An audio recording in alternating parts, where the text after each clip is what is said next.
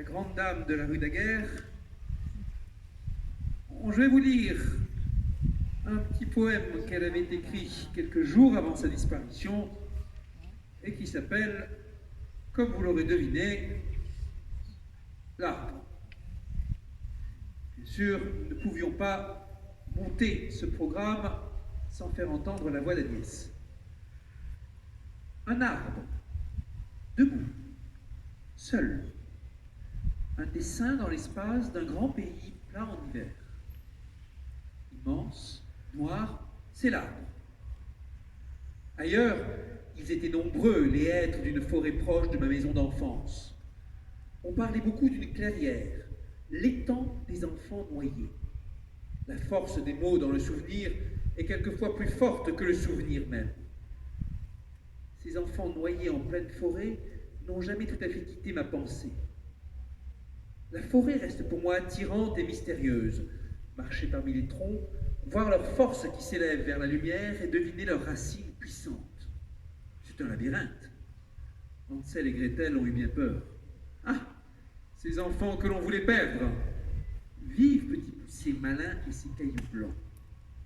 En fait, je crois que j'ai peur des forêts, sauf des forêts de pins. L'odeur l'emporte sur les impressions. Revenons aux arbres isolés, ce qui compte dans notre vie.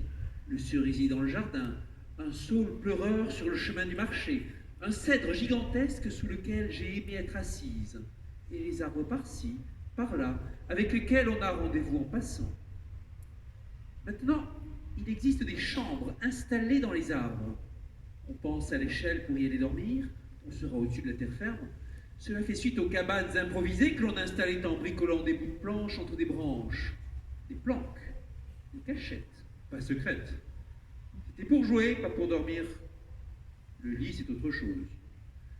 Couché dans mon lit, je m'imagine parfois sur l'eau d'une rivière qui devient fleuve et descend doucement vers la mer. Mais plus souvent, je me pose dans un arbre comme dans un lit. J'ai envie de construire une cabane dans un arbre. Une cabane aérienne, une cage ouverte, une volière à tout vent, un abri à mes anges.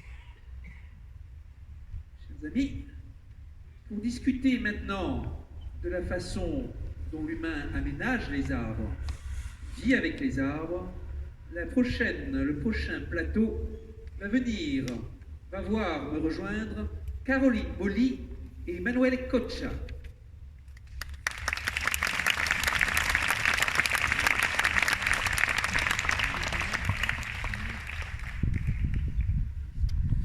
Caroline Molly, c'est toute une histoire.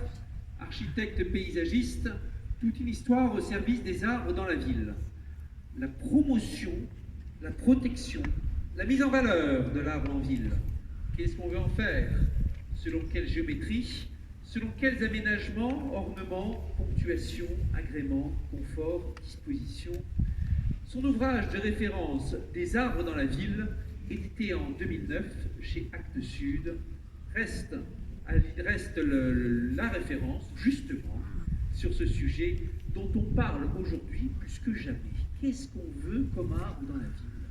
Caroline est une amoureuse des arbres, elle est aussi souvent en colère par rapport à la façon dont on les traite. Et puis Emanuele Coccia, philosophe italien, maître de conférences à l'école des hautes études en sciences sociales, le HESS à Paris, a un cursus varié, agronomie, philosophie, philologie. Les arbres au sens propre, les arbres de pensée et les arbres des langues sont tous les trois dans ses centres d'intérêt.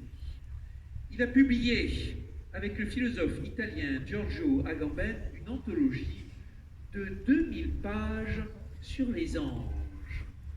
Aujourd'hui, on parlera non pas des esprits des cieux, mais des esprits de la forêt avec Emmanuel. Caroline, des arbres dans la ville, ça fait combien de temps qu'on se pose cette question?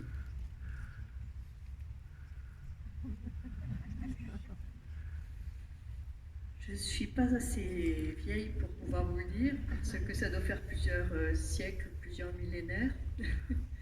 Je pense que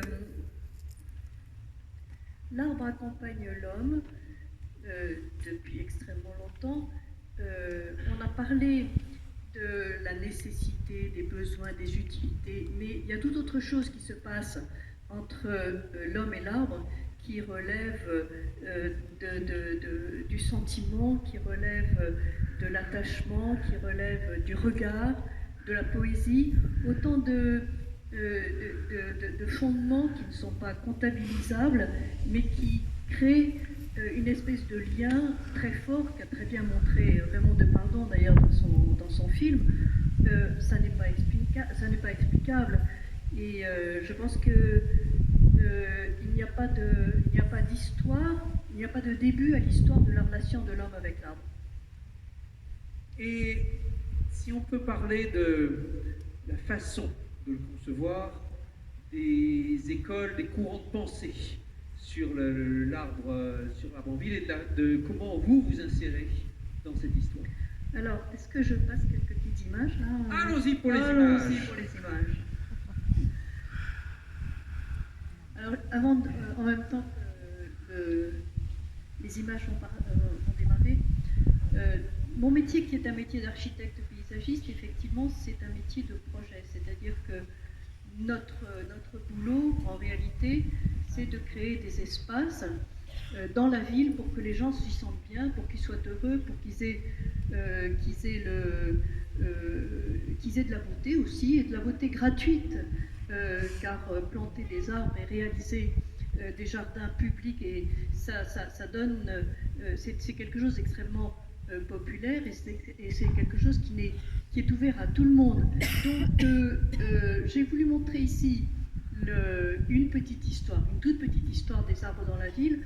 Elle commence ici sur ces images avec la création des jeux de mailles. C'est Henri IV qui était un grand passionné du jeu de mailles et qui a souhaité que dans toutes les villes où il se déplaçait en France, on construisit un jeu du mail. Et le jeu du mail, comme vous le voyez, ce sont 3 rangées d'arbres. À l'intérieur des 2 rangées, c'est le jeu du mail, et à l'extérieur, dans l'autre rangée, c'est les promeneurs. Et alors c'est très intéressant parce qu'on voit que cette forme de maille s'est perpétrée dans le temps. Et ce qu'on appelle aujourd'hui un mail, c'est une grande esplanade plantée qui est ouverte à toute forme d'occupation. Et on constatera aussi que le jeu de boules est un petit peu le prolongement du jeu de mailles d'autrefois, quoi. La suivante. Et toujours pour faire une rapide histoire de la relation de l'homme avec l'arbre dans la ville, j'ai choisi ce magnifique plan de la ville de Toulouse, qui est un plan du XVIIIe siècle et qui s'appelle un plan d'embellissement. C'est-à-dire qu'au XVIIIe siècle, quand les villes éclataient à l'intérieur de leurs murs, de leurs enceintes médiévales, qu'elles étaient insalubres, il y a eu une grande politique nationale d'élargissement des villes, d'assainissement, et toutes les grandes villes ont été dotées de plans d'embellissement. Et je dis bien embellissement parce que l'embellissement passait en premier avant l'extension, l'assainissement. Il s'agissait de partir d'un projet pour embellir, pour créer un beau quartier à partir d'aller planter, comme vous voyez sur le plan de Toulouse à droite. Et alors, les images que j'ai mises en bas, ce sont des images d'Utrecht, parce que en réalité, pour les extensions de villes, on continue, pas toujours, malheureusement, mais à partir de ces trames plantées pour ensuite créer des quartiers nouveaux et agrandir les villes. Donc c'est là où l'urbanisme végétal devient vraiment majeur. C'est à partir de la promenade, à partir de la plantation, qu'on va envisager l'extension de la ville. Je continue. La suivante, merci. Voilà. Et alors, qu'est-ce qui se passe aujourd'hui? Donc, ce que l'on voit là, c'est que cet arbre dont on a parlé déjà amplement, dont on a vanté les mérites et dont on a souligné l'intérêt qu'il suscitait auprès de tout le monde, cet arbre est assez mal connu aujourd'hui. Et notamment cette relation du houppier avec le système racinaire. J'ai mis un petit croquis de Francis Allais, qui le reconnaîtra, où il montre, c'est celui qui est à droite, où il montre qu'aujourd'hui, ce que l'on voit de l'arbre, c'est en réalité le tronc. On ne voit pas le houppier, on ne voit pas le système racinaire. Et c'est un petit peu ça qui m'inquiète dans le devenir de l'arbre urbain, c'est que ce manque de connaissances sur l'équilibre fondamental entre la santé du houppier, le développement du houppier et le développement du système racinaire. Et si on ne donne pas suffisamment à manger à l'arbre, il ne se développe pas en hauteur. Si on ne donne pas suffisamment de lumière et d'espace au houppier, il ne se développe pas non plus. Donc c'est une chose extrêmement importante, très difficile en ville, parce qu'on vous dira toujours on n'a pas d'espace, on n'a pas ci, on n'a pas ça, il y a les tuyaux et tout ça. Mais il faut savoir ce qu'on veut, ou bien on veut des beaux arbres, ou bien on n'en plante pas, à mon avis. La suivante. Suivante, s'il vous plaît. Alors, en voilà un très bel arbre, j'entends, qui fait référence pour moi à ce dont nous parlions aussi, c'est-à-dire toutes ces activités festives, ludiques, ces fêtes votives qui se passaient autour de l'arbre symbolique. Il y a encore quelques très grands et très beaux monuments végétaux qui sont des œuvres d'art en réalité. Si on considère que c'est une œuvre d'art, on ne va pas s'amuser à mettre le feu ou à les couper. Mais il faut bien avoir dans l'esprit cette idée que c'est unique et qu'il faut tout mettre en œuvre pour donner à l'arbre la possibilité de se développer dans toutes ses capacités.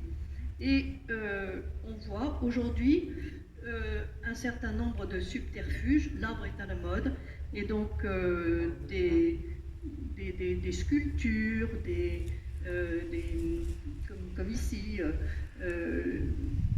qui font penser à un arbre, mais qui en fait n'apportent absolument pas les mêmes agréments et les mêmes bonheurs que notre arbre de cette place de Copenhague. Oui? Il y en a encore deux, trois, vite fait? Deux, trois, vite fait. Deux, trois, vite fait. Pour se laisser du temps de discussion. Donc voilà. Donc mes préconisations, quand vous plantez un arbre, pensez à son développement.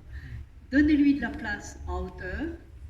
On continue. Là, vous voyez des arbres qui sont bien plantés, pensés par rapport à l'espace, ou mal pensés.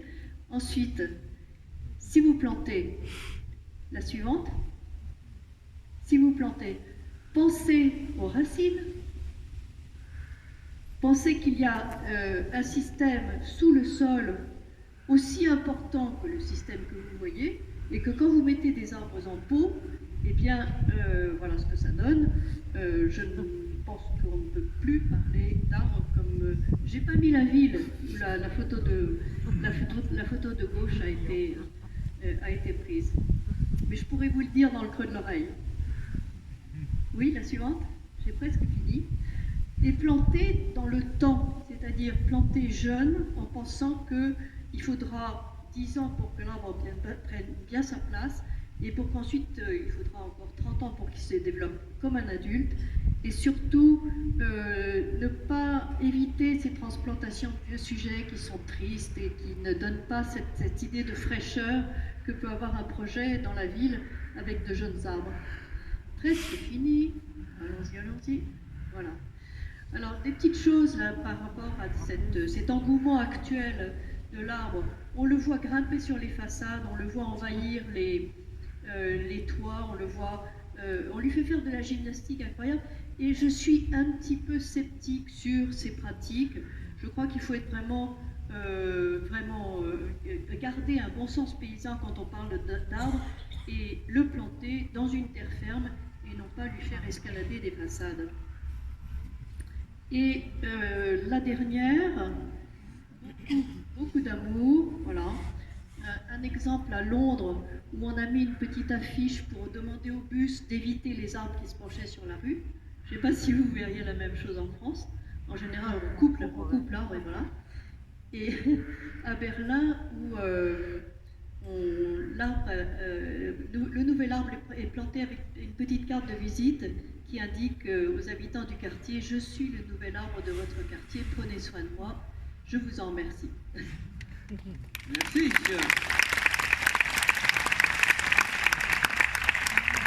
Alors, on a bien connu, Caroline, les arbres, les plantes, en leur laissant de l'espace, du temps, de l'espace au-dessus, de l'espace en dessous. On ne leur fait pas trop faire de gymnastique et on s'adapte à eux. Emmanuel, il y a quelque temps, tu publiais cet ouvrage sur la vie des plantes avec sa théorie de la feuille, théorie de la fleur, théorie de la racine. Quelle théorie on peut faire sur l'arbre, sur la façon dont on l'envisage, nos rapports avec lui?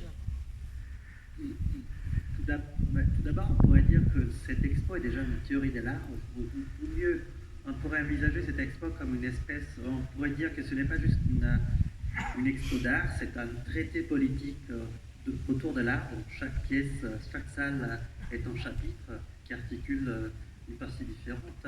Et c'est un traité politique, et la théorie de l'arbre doit être une théorie politique, car de fait, la ville en Occident s'est construite à travers l'exclusion des arbres, une double, même plus que double exclusion. Vous savez, et l'opposition de l'espace urbain, de l'espace politique, à l'espace de la forêt. Vous savez que forêt vient du latin foris, qui veut dire en dehors d'eux. Donc c'était juste ceux qui gît en dehors de la ville. Et d'une certaine manière, déjà la première salle met en scène les dépassements de cette opposition. Penser la ville signifie penser la forêt, et à l'inverse, penser la forêt signifie et doit signifier de plus en plus penser la cohabitation aussi humaine. Michel François parlait du fait que, voilà, au fond, on a découvert que les soi-disant forêts primaires sont des forêts qui se sont développées à partir des installations humaines, mais on oublie toujours, et c'est de là qui vient cette exclusion symbolique, que la communauté humaine s'installe souvent et se lie à un espace à la fois physique, géographique et symbolique grâce aux arbres. C'est pour rester fidèle aux arbres qu'il faut rester autour d'un espace et qu'on ne peut pas, qu'on arrête de bouger. Au fond, la constitution du premier jardin et du premier jardin fait d'arbres, c'est-à-dire d'une espèce dont la vie s'étale sur les temps, coïncide avec l'invention de la sédentarité, donc l'invention de la ville. Donc c'est cette fidélité à l'arbre qui permet à l'homme de se constituer politiquement.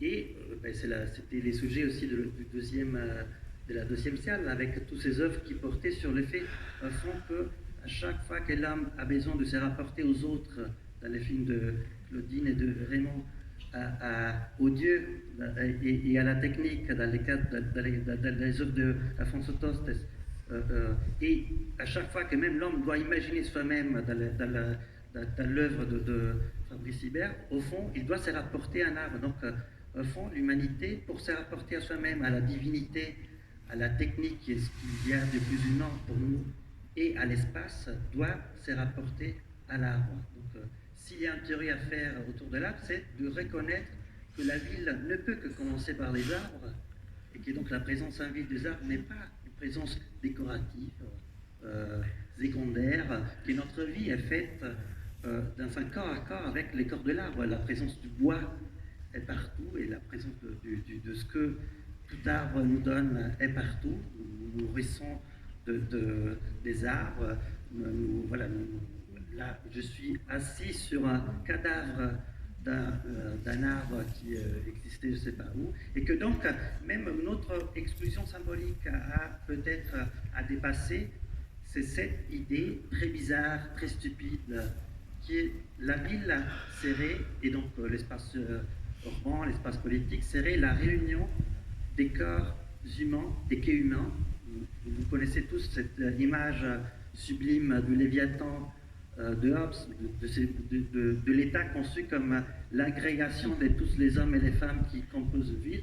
Donc on imagine la ville comme l'espace géographique qui naît de la composition de tous les hommes et toutes les femmes et de la pierre, donc d'un corps minéral.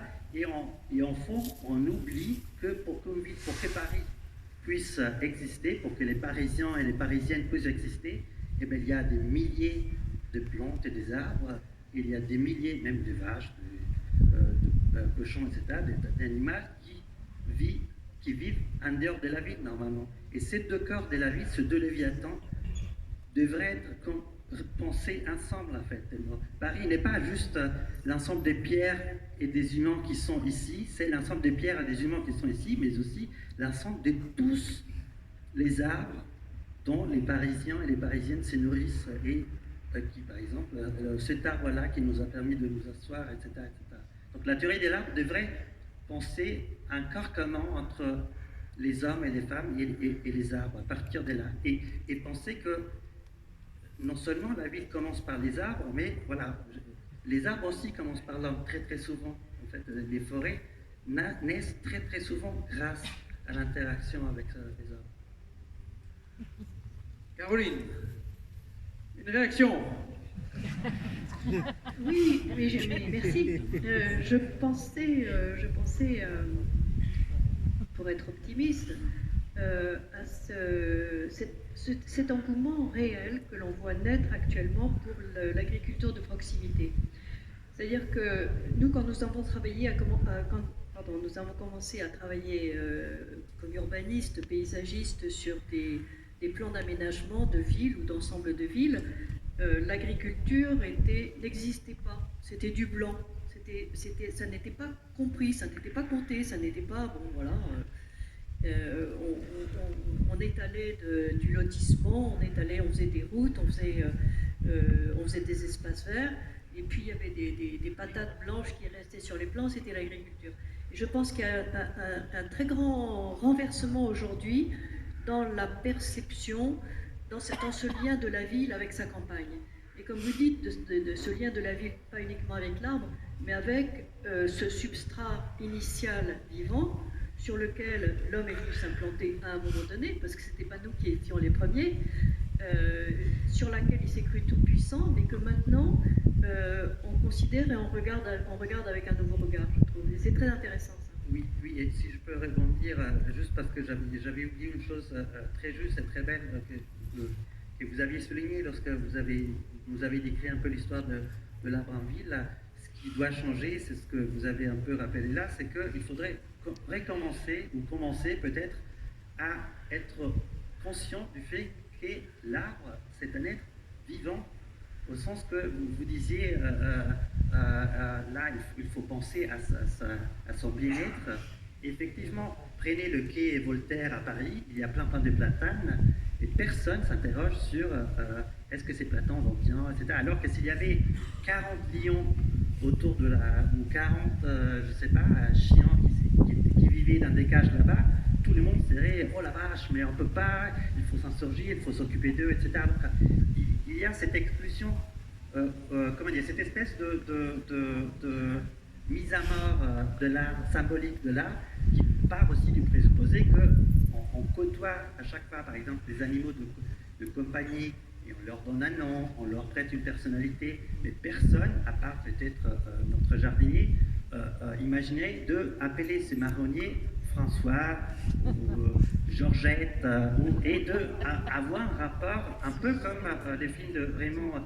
Et c'est stupide, parce que de fait, on sait que les arbres ont une conscience, grâce entre autres aux travail de Stéphano, et que les arbres ont capacité de communiquer, entre autres, donc ils ont de fait des mêmes propriétés, qualités des autres êtres vivants. Donc la présence des arbres en ville doit partir de la reconnaissance du fait qu'ils sont le même statut d'être vivant que, voilà. Comme on sait bien.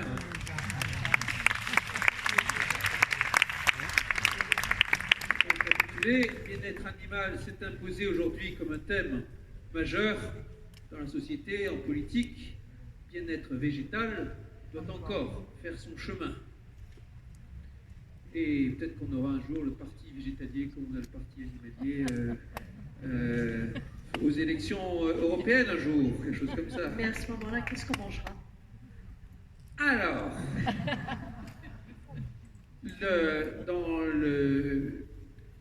quand il s'agit de promouvoir le bien-être animal, il ne s'agit pas forcément de promouvoir le fait de ne pas manger d'animaux. Il s'agit de dire que d'avoir des animaux bien élevés, bien traités, qui, quand ils sont mis à mort, le font sans aucune conscience, ni douleur, ni stress, et ainsi de suite. Et ça se décline dans différents degrés. Oui. Est-ce que je peux rebondir sur ce problème de fait, comme tu disais, la question n'est pas arrêter de manger qui que ce soit. La question, même les humains, non, je rigole, non, la question, si je peux, je vais juste raconter une petite anecdote, en fait, qui n'est pas la mienne, qui est l'anecdote d'une grande écologiste australienne connue sur les noms de plumes de Valplam, qui, en fait, à un moment, elle était une grande anthropologue et qui s'est fait attaquer par un crocodile.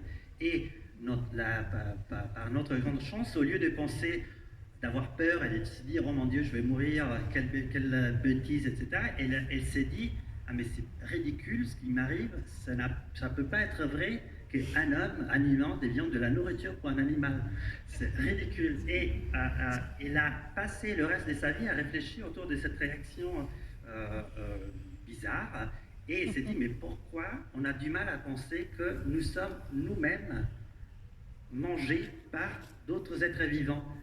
Et elle a avancé la thèse que la cause principale de la crise écologique et du malaise vient du fait que, d'un point de vue symbolique et d'un point de vue aussi concret, l'homme s'est retiré de la chaîne alimentaire. On a tué les grands prédateurs aussi pour démontrer qu'on est au-dessus de tout, et donc on a conçu ce cycle en termes de pyramide.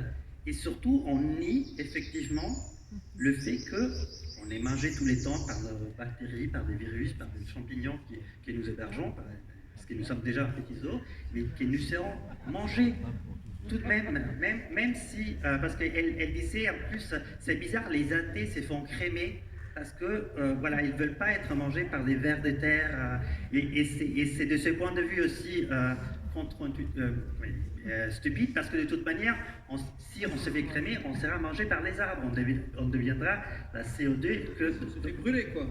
Non, mais on est mangé par d'autres êtres vivants, donc on est dans ces cycles. Donc la question, ce n'est pas arrêter de manger encore une fois les autres, mais savoir être conscient du fait que le monde est ce cycle de circulation où on vit chacun de la vie des autres par cycle.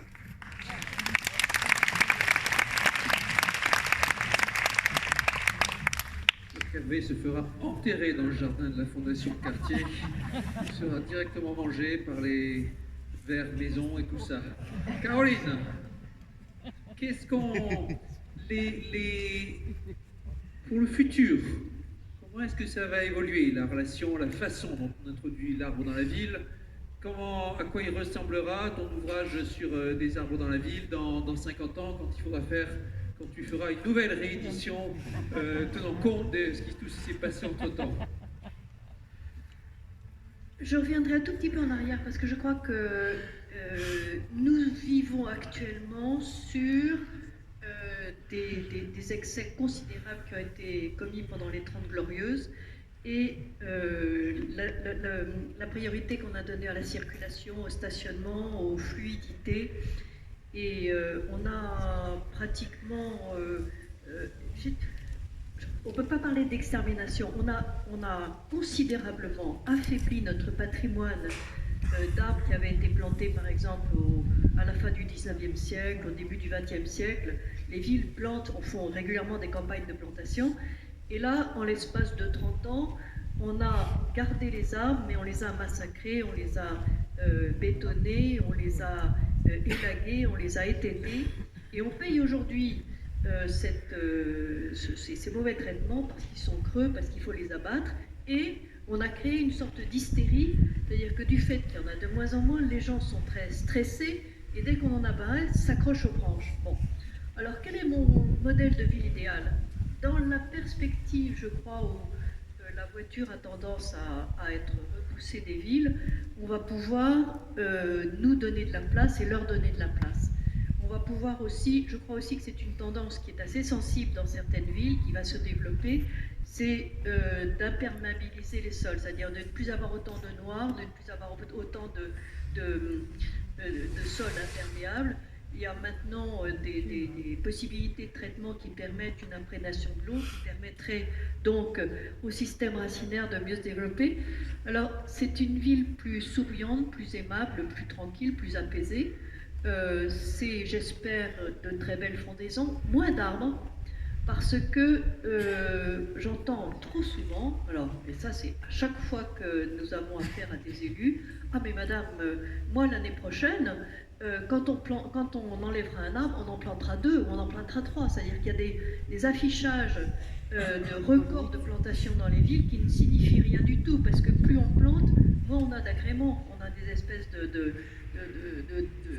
trucs trop serrés qui ne peuvent pas se développer, qu'il faut tailler, qu'il faut couper. Donc voilà, trouver une sorte de sagesse dans le temps, dans l'espace, respirer, les faire respirer, prendre son temps. Des arbres beaux, grands, en bonne santé. Ah oui, mais comme en Angleterre, il suffit d'une petite promenade à Londres pour voir que c'est possible. C'est pas si compliqué que ça. Est-ce que je peux juste revenir, parce que sur les futurs de la ville, des arbres dans la ville, revenir sur, mais c'est pas du tout par chauvinisme national, sur l'exemple de Stefano Boeri de la forêt verticale. Il y a peut-être une image, oui. Voilà, comme vous savez, c'est un ensemble de gratte-ciel, de tours qui ont été installés dans une zone avant, maintenant très branchée, mais avant complètement dévalorisée de Milan, et qui a changé profondément la ville, et que, à juste titre, comme disait Caroline, a été critiqué parce que le bien-être des arbres est difficile à mesurer, etc. Mais à propos de comment concevoir les futurs de la ville et la future de l'arbre de la ville, ça reste, et c'est d'ailleurs la raison, à mon avis, de son succès, ça reste, peut-être on peut prendre l'image un peu plus... non, ça c'est une autre chose. Non, ça c'est des gens, c'est des Vietnamiens. Bon, pas grave. Ça reste un exemple, un modèle symbolique très fort, très important. Pourquoi? Parce que au fond, Boeri a pris l'icône, l'incarnation parfaite de la modernité, la tour, et a fait de la tour une forêt. C'est un geste extrêmement fort, en fait, de se dire, tout d'abord, pour rencontrer la forêt, il ne faut pas sortir de la ville, on la trouve en centre-ville, et surtout, pour rencontrer la forêt, il ne faut pas sortir de la modernité, il ne faut pas revenir à des sociétés prémodernes, il ne faut pas revenir à la préhistoire de la ville. Non, c'est la modernité la plus avancée, les modernismes architecturaux qui doivent nous mener vers la forêt. Après, c'est quelque chose qui doit être, précisé, mais la voie, symboliquement, est aussi quelque chose d'intéressant, qui permet d'éviter aussi une sorte de nostalgie qui risque d'être aussi, penser le bien-être des arbres, ça ne veut pas dire fuir à la campagne. Au contraire, il faut que les arbres puissent devenir les habitants de notre ville et de notre tour. Magnifique. Chers amis, Caroline, Emanuele, grand merci pour ces contributions passionnantes.